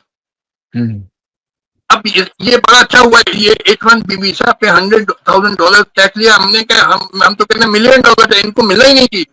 You must when we have paid for all your education, including your technical education in engineering college, you must serve our people. Why should you go and serve American people? So I am very happy. Tariff क्या ये about this H-1B visa and all this बंद कर दिया, बड़ा अच्छा. I am very happy now. These young people, because these young people were not patriotic. इनको कोई देश से प्रेम नहीं था. IIT पास करके पूरा एम था किसी तरीके से अमेरिका चले जाओ, वहीं सेटल हो जाओ, because you get much better life there. तो it's India go to blazes. India के लिए कोई उनको सहानुभूति नहीं थी, कोई हमदर्दी नहीं थी. तो ये बड़ी अच्छी चीज हुई कि जब तुम हमसे ले रहे हो सारी एजुकेशन तो हमको वापस दो. उसका जो फल है. तो आई एम वेरी, और ये टैरिफ्स वगैरह ये अच्छा चीज है, क्योंकि देखिए आपको एक चीज मैं I go little bit into economics, थोड़ा सा समझाना होगा प्लीज. देखिए जरा बड़ी गहरी बात हम आपको बताने जा रहे हैं. The problem for us not how to increase production. India production हम जितना चाहे बढ़ा सकते हैं. वी कैन डबल और ट्रिपल द स्टील प्रोडक्शन और aluminium production or cement production or food production, anything we can get. We have the know-how, we can, but the point is it will not be sold because people are so poor, they don't have purchasing power. When you produce something, you must also sell it. You can't eat steel, you can't eat cement, you have to sell it. People in India are so poor that they don't have the purchasing power to buy. Our problem is not how to raise the our production, but how to raise the purchasing power of our masses. We have a huge population of 1.43 billion people. If their purchasing power is raised, then simultaneously when you step up production, it will be absorbed in the domestic market. देखिए यहाँ थोड़ा सा मैं आपको एक historical example देना चाहता हूँ. सर, रशिया में रेवोल्यूशन हुआ 1917 में. You must be knowing. But the real industrialization of the Soviet Union started in 1928 with the adoption of the first 5-year plan. The methodology which was adopted in the first 5-year plan was broadly this: that every 2 years or so, the central government of the Soviet Union, they would fix prices of commodity. They would reduce prices of commodities every 2 years or so by 5 to 10%. And they kept doing this regularly. Every 2 years, keep reduce prices by another 5 to 10%. इससे क्या हुआ? Now with the same wage which the worker was earning, say 500 rubles or whatever, with the same income now he can buy more goods because goods are becoming steadily cheaper and cheaper. Yeah.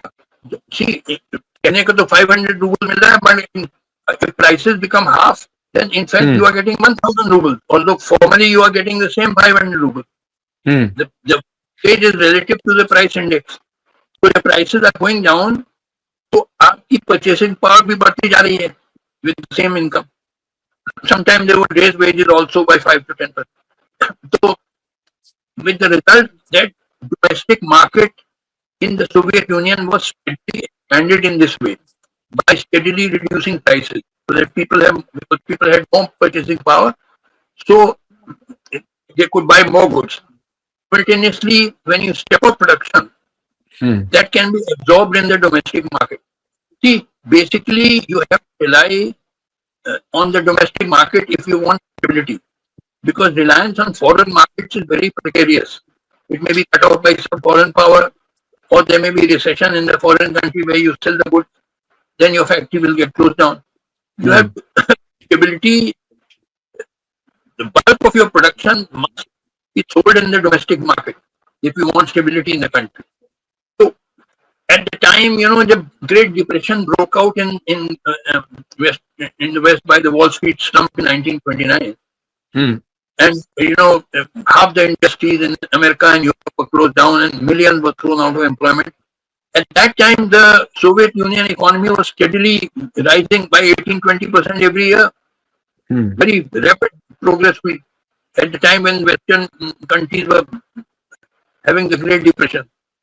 So I'm not saying you must adopt the same method which the Soviet Union adopted. You can find out some other method, but you have to find out some way of raising the purchasing power of the masses. Because otherwise, how can you become an industrial power? Where will you sell the goods? You must basically sell it in your own country if you want stability. And for that, you have to the purchasing power of the masses. ये जो Trump साहब ने tariff impose किया, इसका मतलब क्या कि हमारे गुड कम बिकेंगे अमेरिका में.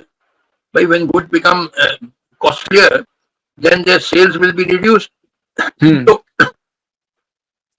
ठीक है, टेम्परेरी हमारी कई इंडस्ट्रीज का नुकसान होगा. जैसे आई एम टोल्ड कि कार्पेट इंडस्ट्रीज को बहुत नुकसान हुआ है. Many South Indian industries in Tamil Nadu and all have suffered a lot. ठीक है, टेम्परेरी आपको हार्म होगा, but in the long run you will have to start relying on your own domestic market instead of depending on foreign markets, because tariff is imposed on sales abroad, but I'm saying the bulk of your sales must be within the country. Got it. Point. Yeah. आपको foreign countries में sell करने के बजाय, now you have to think out how we can sell in our own country. You have to devise way of raising purchasing power of the masses. आप समझे ना? Because then alone you can have stability, and if you raise purchasing power of the masses, then simultaneously you can rapidly step up production because it would be absorbed in the local market. Our aim, as I said, is to create India into a modern industrial giant, and this is the way to do it. आपका focus बिल्कुल correct है sir. You are speaking that we should become internally very strong. That is what you are saying. That is the become a modern industrial giant. Yes. उसके लिए देखिए, I am very clear, by democratic method से नहीं हो पाएगा. आपको because 90% of our people are very backward, full of casteism, communism. आप democracy से नहीं कर पाएंगे. देखिए, I'll give you an example. Turkey में the ruler was the Sultan and Khalifas, who kept very backward and feudal, with the result that the big powers at that time like England and France used to kick around Turkey. It was called the sick man of Europe. बुरा हाल था. जी ये जी मुस्तफा कमाल, he was an army general, he was not a civilian. He realized, because we are so backward, we are being kicked around by these Western powers. So, in fact, England, France were treaty of several SCBRES, realized to partition Turkey the way British partitioned India. But Mustafa Kemal, he was an army general, he revolted, staged a coup d'etat, and he came to power. He said, we will modernize Turkey. कोई अब ये सब शरिया बुर्का मदरसा all banned, and he said you have to, told the Turkish people that you have to send your girls to school.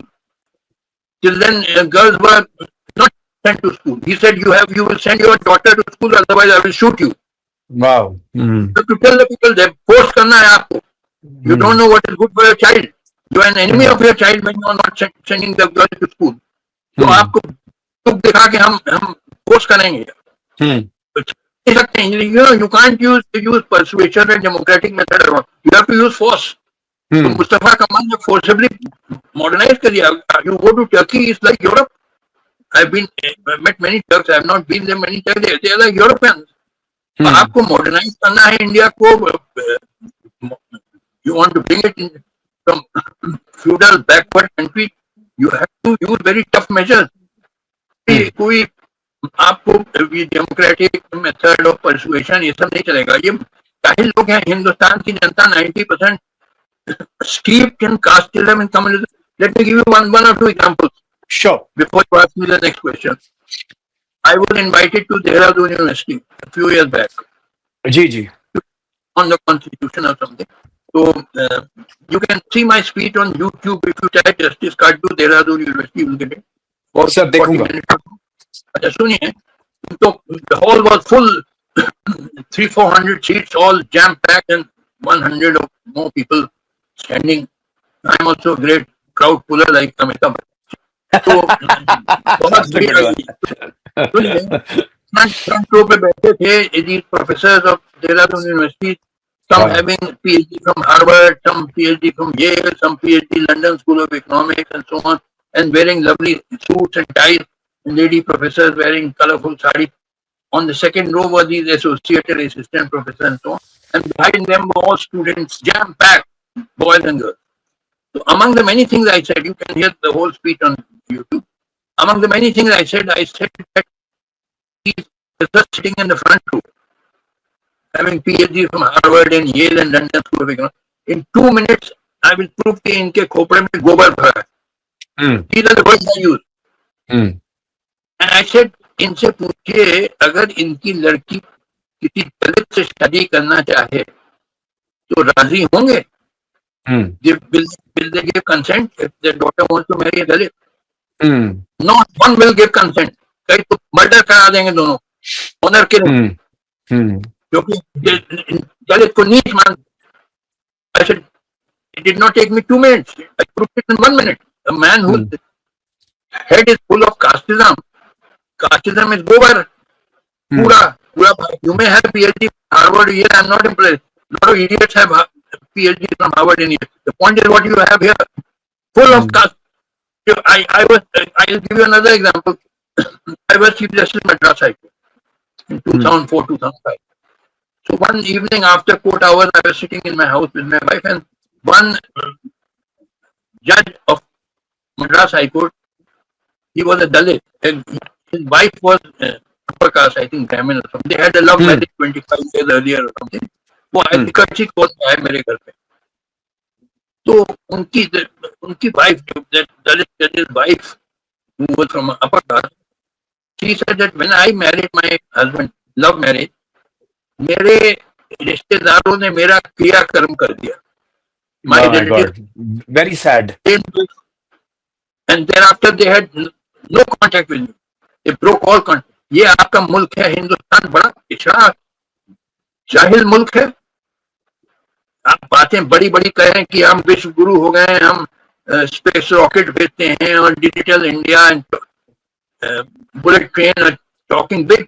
This is the reality.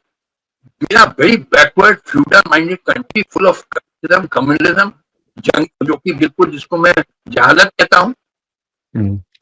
is the truth about India. तो इसको खत्म करने के लिए बड़ी सख्त कदम उठाने होंगे, डेमोक्रेटिक मेथड से नहीं होगा.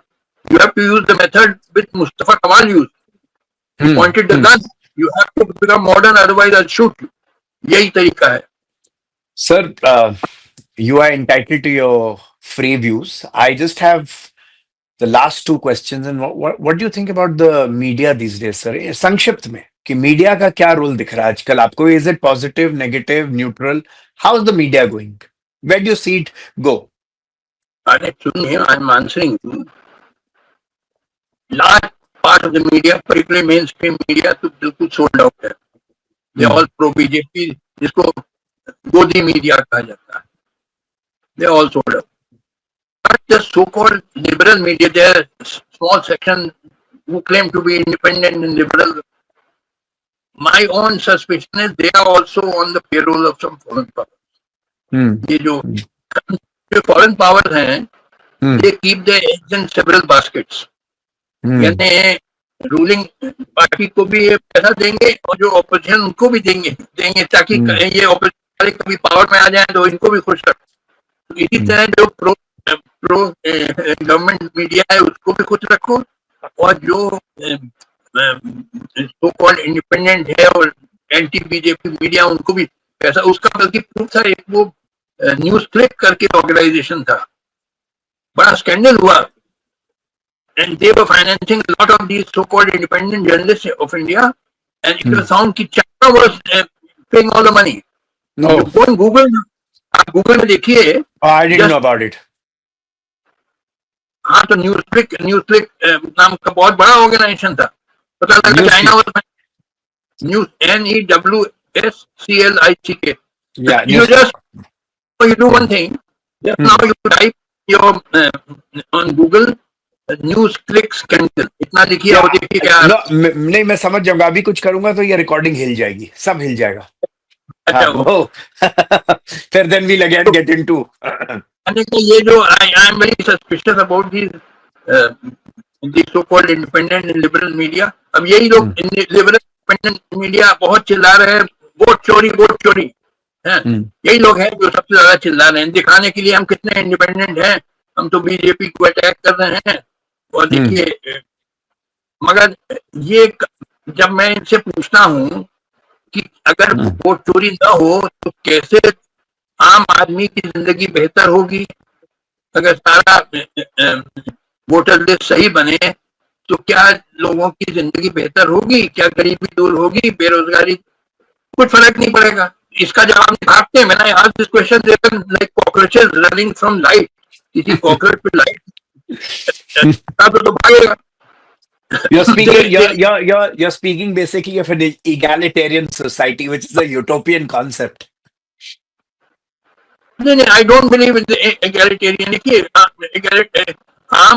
ये जो डेमोक्रेसी को डिफाइन किया जाता है, जी, जो इब्राहिम लिंकन का डेफिनेशन है, it is government by the people, of the people, for the people.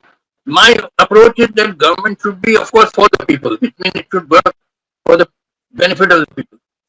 But a good government cannot buy of the people because the people are 90% idiots in India, full of casteism and communalism. How can they be the rulers? हम media पे थे. हम media पे थे. अरे media sold out भाई, largely sold out. आप जानते हैं क्या जो गवर्नमेंट लाइन कहेगी वही they will toe the line of the government.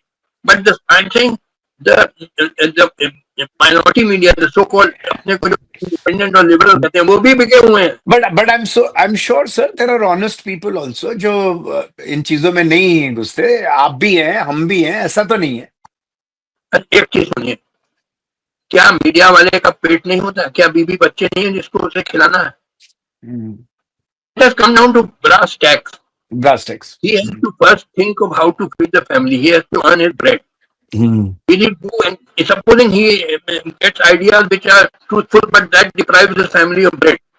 Now, what do you think will he do? Will he speak the truth, or will he first care for his family's bread and butter? ये सब कहने की बातें हैं कि हम बड़े ईमानदार हैं, ट्रूथफुल हैं. If you probe a little deeper, it will be found the so-called honest media. कहाँ से पैसा आ रहा है, कई है सवाल पूछ के पास पैसा कहाँ से आ रहा है, where the funds, जैसे एक है द वायर करके, आपने देखा होगा the wire, the wire.in. I know about it. अच्छा, they employed people, कहाँ से सैलरीज उनको दे रहे हैं, कहाँ से पैसा आ रहा है, लेट अस इन्वेस्टिगेट दैट. ये कहना है आसान कि हम बड़े इंडिपेंडेंट हैं, बड़े लिबरल हैं, बड़े एंटी एस्टेब्लिशमेंट हैं, anti BJP. Who is funding you? You employ a huge amount of employees paying salaries. 1 lakh 2 lakh पता नहीं कितना सैलरी पर मंथ दे रहे हो. ये पैसा कहाँ से होगा? जरा ये भी इन्वेस्टिगेट हो जाए, मगर वो नहीं बताएंगे. तो ये you are too simple, man. You don't know the reality. Actually, I'm at least happy that your lordship has given the judgment that you're too simple a man. I'm happy with that judgment, sir. देखो, खुश रखिए, आप अपने खुश रखिए, मगर reality अगर जानना चाहें तो फिर समझिए. मेरे मन में ये बात थी, मेरे मन में एक सवाल था जो मैं आखिरी में पूछूंगा नहीं, कि आपने खुद ही से बोल दिया, मैं खुद पूछने वाला था सर आपको क्या लगता है अबाउट माई सेल्फ. आपने सिंपल बोल दिया, I am relieved and honoured today. So I'll tell you about yourself. Let me tell you about yourself. Sir. But for telling you about yourself, let me go a little deeper. Then I'll come to you. Sir. देखिए, the intellectuals, the educated class, the intelligentsia, they are the eyes of society, and without them, society is blind. But in India, the intelligentsia itself is blind. So it will be, how can they show the correct path to the common people when they themselves, the intelligentsia is blind? It will be the case of a blind leading the blind.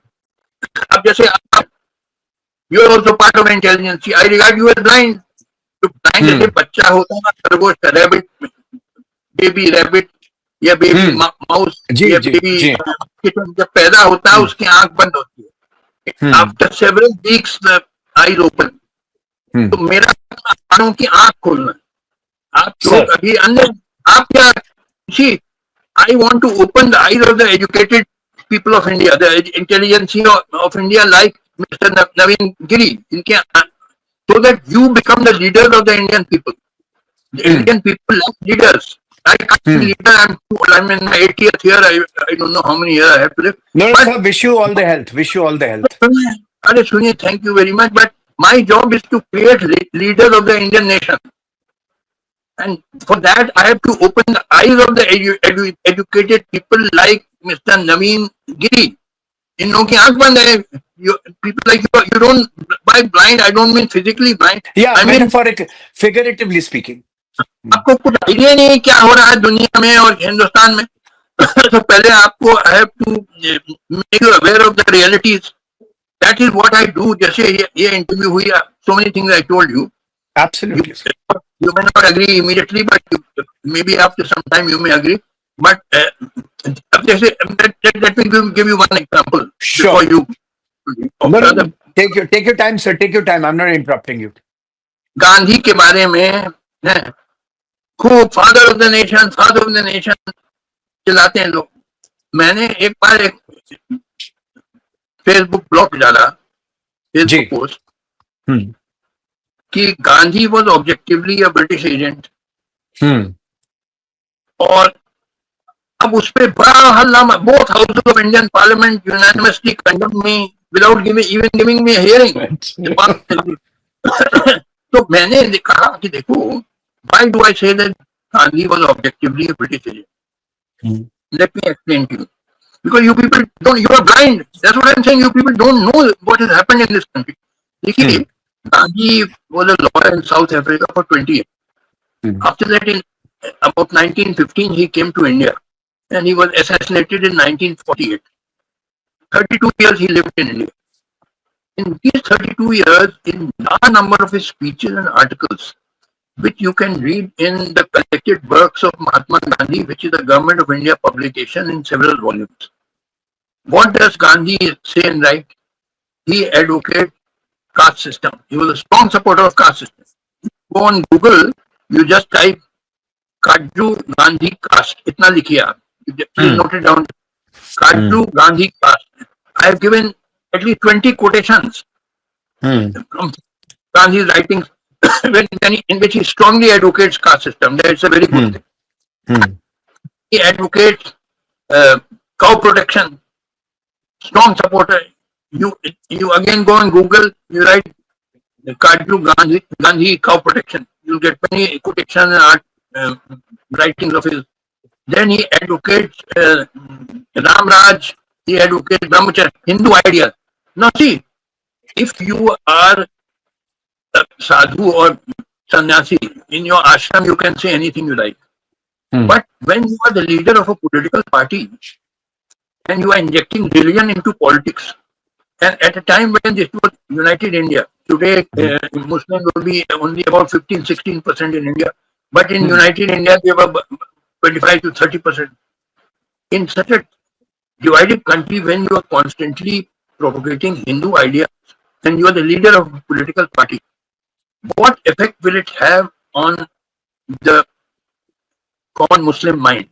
Muslims are also very conservative. Will it not drive them to a communal organization like the Muslim League? Except a few people like Maulana Azad, Muslims were driven towards the Muslim League because your leader is constantly propagating this. In fact, if you read a book by H.M. Seervai, he was a top lawyer of India. Seervai, S-E-E-R-V-A-I. I know of him. I know of him, sir. Yeah. So H.M. Seervai wrote a book called Partition of India, Legend and Reality, in which he said Gandhi's ideas directly led to partition because he's constantly hammering Hindu ideas in his speeches and articles. See, at that time, in 1915, when Gandhi came to India, Congress was really a party of intellectuals. It had no mass support. Ji.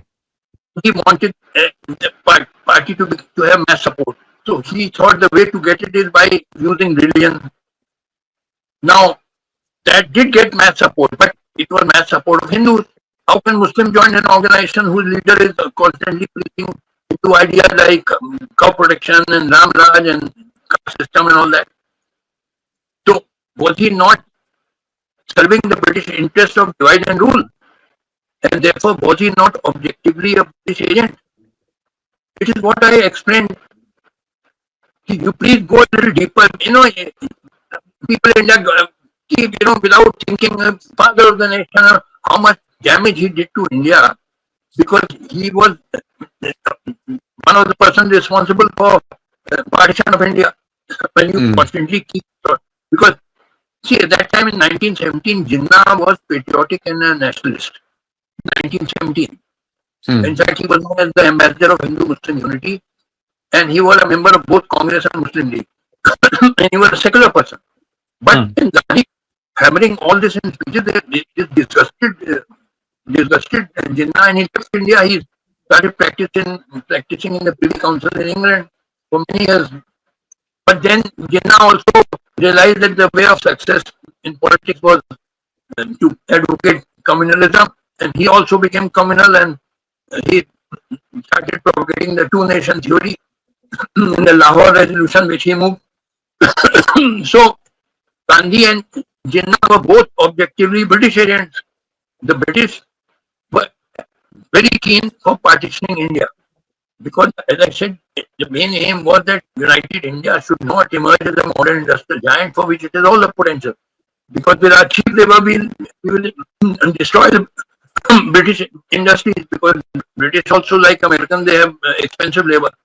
So the partition was really a work of the British, but the British had to use agents, and the main agents were Gandhi and Jinnah. And he wrote all this. I gave my reasons. See, whatever I say, I give my reasons. You may disagree with me. I'm not saying you must accept what I say, but then you have to give your counter reasons.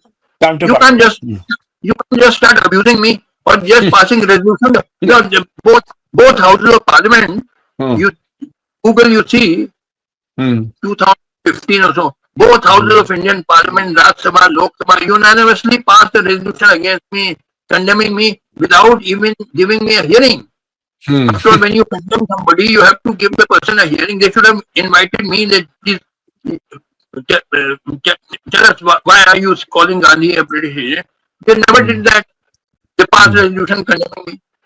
So now, what I mean to say is, most Indians they don't know the truth about Gandhi. Why I'm saying I have to open your eyes. You people are blind, like a baby mouse or baby rabbit or baby kitten. You know, people are like that. I regard you like babies. Mentally, you are 5-year-old. You're not 45 or 50, which you look like. Mentally, I mean, because you don't. In other words, you don't know anything about the realities. What has happened in Indian history? What is happening today? You are totally blind and talking like fools without understanding, going deep into things. I may agree, I may disagree, but I feel that you're a very, very nice and a lovable person. So let us keep it to that. And as you saw, I did not interrupt you. मेरी एक अंदर से एक nature है, मैं बहुत जल्दी गुस्सा नहीं होता और मेरे को गुस्सा आता ही नहीं as a matter of fact. बहुत very, very rarely. Until and unless the other person, just doesn't say something totally unparliamentary or something which you haven't. On a lighter note, on my last question, please keep it short.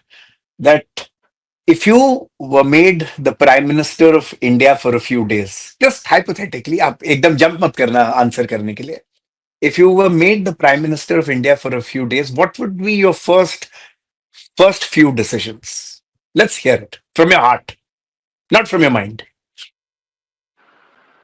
Now, see, first of all, let me tell you that this question. I put you on the spot. I've never asked. No one's asked you this question. No, first, or do you mean becoming Prime Minister after a people's struggle or without a people's struggle? See, unless if I first of all, I'm not become leader, I'm too old, but supposing I do. Yeah, काल्पनिक दृष्टिकोण से. I'm answering you, not just me, anybody who becomes leader without any people's struggle can do nothing. He can do nothing except sit in that chair and make money. I'm talking of a person becoming Prime Minister or leader or whatever after a genuine people's struggle which takes 10-15 years and the people's revolution. Then if somebody becomes a leader, he can do a lot. But first of all, you must, before asking that question, you must first tell me whether you want me to become a leader without that 10-15 years people struggle or with after that 10-15 years people struggle. I leave that to you. I'm answering you that if after 10-15 years of people struggle, genuine people struggle, I'm the leader of those patriotic, modern-minded people who come to power, then we will set up a political and social order under which India rapidly industrializes and the people of India get decent lives, their standard of living steadily rises so that they get lives which are worthy to be called lives of human beings. That is my answer. Beautiful, sir. Beautiful. So, Justice Katju, sir, respected sir, thank you so much for giving your time. I hope I did not interrupt you, which you thought I would. It's been 2 hours, and I hope मुझसे कोई गुस्ताखी ना हो गई हो. So it was lovely, and our viewers of Kyo Ghanti Baji, when this is released world over, and especially in the non-resident Indians we have a great fan following. They hear, and I got many requests to have you on the show, so therefore I contacted you. So sir, thank you very much, and may God bless you with lots of health and many years of success and longevity, sir. Thank you, Justice Katju.